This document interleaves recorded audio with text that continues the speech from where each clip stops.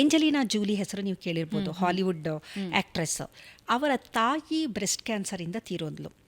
ಆಮೇಲೆ ಅವರ ಆಂಟು ಒಬ್ಬರು ಬ್ರೆಸ್ಟ್ ಕ್ಯಾನ್ಸರಿಂದ ತೀರೋದಾಗ ಇವಳು ಸ್ವಲ್ಪ ಭಯ ಆಯಿತು. ಬ್ರೆಸ್ಟ್ ಕ್ಯಾನ್ಸರು ತುಂಬ ಕಾಮನ್ ಆಗಿದೆಯಲ್ಲ ನಮ್ಮ ಕುಟುಂಬದಲ್ಲಿ ಅಂತ. ಆಕೆ ಏನು ಮಾಡಿದ್ಲು, ಜೀನೋಮ್ ಅನಾಲಿಸಿಸ್ ಮಾಡಿಸಿದ್ಲು. ಆಕೆಯಲ್ಲಿ BRCA1 BRCA2 ಮ್ಯೂಟೇಷನ್ ಆಗೋಗಿತ್ತು. ಆವಾಗ ಅಂದರೆ ಅಡ್ವಾನ್ಸ್ ಆಗಿದೆ ಅಲ್ವಾ ಅಲ್ಲಿ. ಸೊ ಅವಾಗೇನು ಮಾಡಿದ್ಲು, ಅವಳು ಸರ್ಜರಿ ಮಾಡಿಸ್ಕೊಂಡ್ಳು.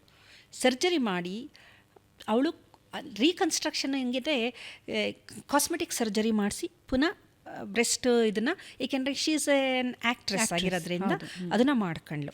ಸೊ ಏನಂದರೆ ಬ್ರೆಸ್ಟ್ ರಿಮೂವ್, ಮ್ಯಾಮೆಕ್ಟಮಿ ಅಂತ ಮಾಡ್ತಾರಲ್ಲ, ಅದು ಮಾಡಿದಾಗ ಬ್ರೆಸ್ಟ್ ಅಲ್ಲಿ ಸೆಲ್ಸ್ಗಳು ಅದು ಕ್ಯಾನ್ಸರ್ ಜೀವಕೋಶ ಆಗಿ ಪರಿವರ್ತನೆ ಹೊಂದುವ ಸಾಧ್ಯತೆಯನ್ನು ತಪ್ಪಿಸ್ಬೋದು.